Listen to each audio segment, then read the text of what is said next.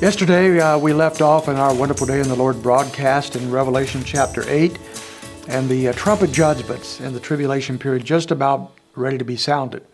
So we left off with verse 6, as 7 angels who had the 7 trumpets prepared to sound them. So they're ready to do that, and then we pick up on those. We'll briefly look at each of those as we go forward. Look at verse 7. The first sounded, and there came hail and fire mixed with blood, and they were thrown to the earth, and a third of the earth was burned up, and a third of the trees were burned up, and all the green grass was burned up. We're going to catch this scene of a third going through these trumpet judgments, where a third of things are destroyed as a result of these particular judgments. And the first one is actually on the earth itself.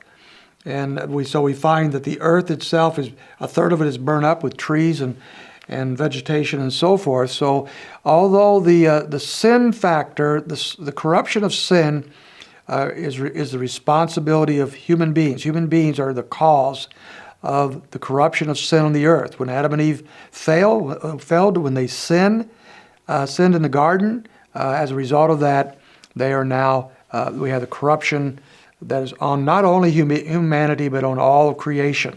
And creation groans as a result of that.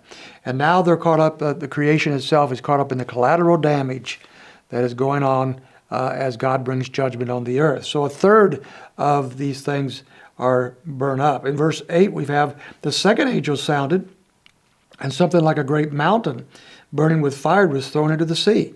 And a third of the sea became blood, and a third of the creatures which are in the sea and had life died, and a third of the ships were destroyed.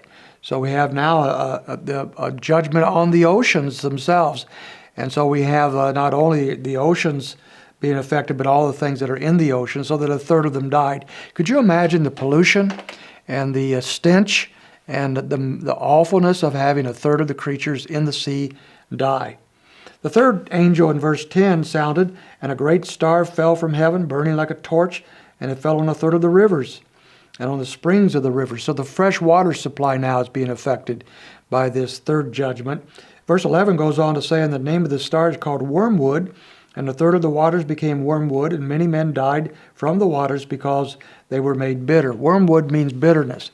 But we find it's not simply a bitterness of taste here, it's a bitterness of pollution, so that whoever drinks of these waters that have been judged will die.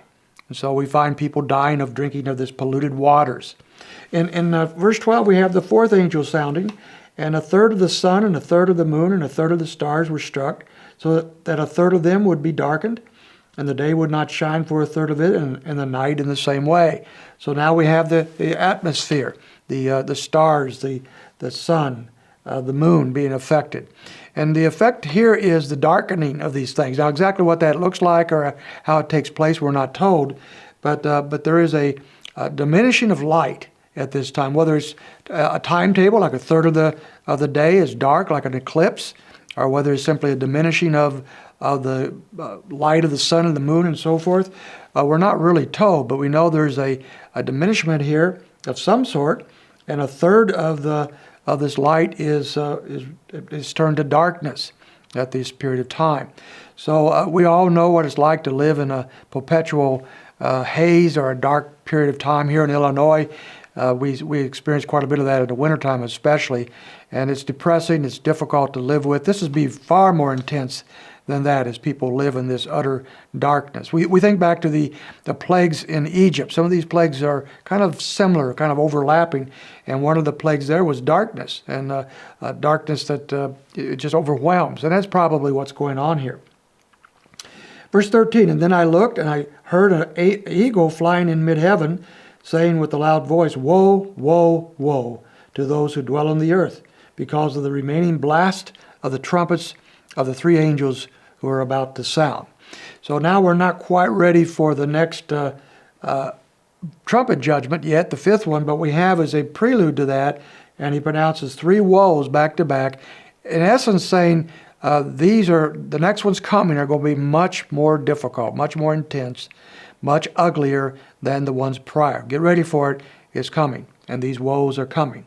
In chapter 9, he will then begin to talk about the sounding of the fifth trumpet, and that's where we'll pick it up tomorrow. So I hope you can join us as we come together to look at the rest of these judgments. We'll see you next time.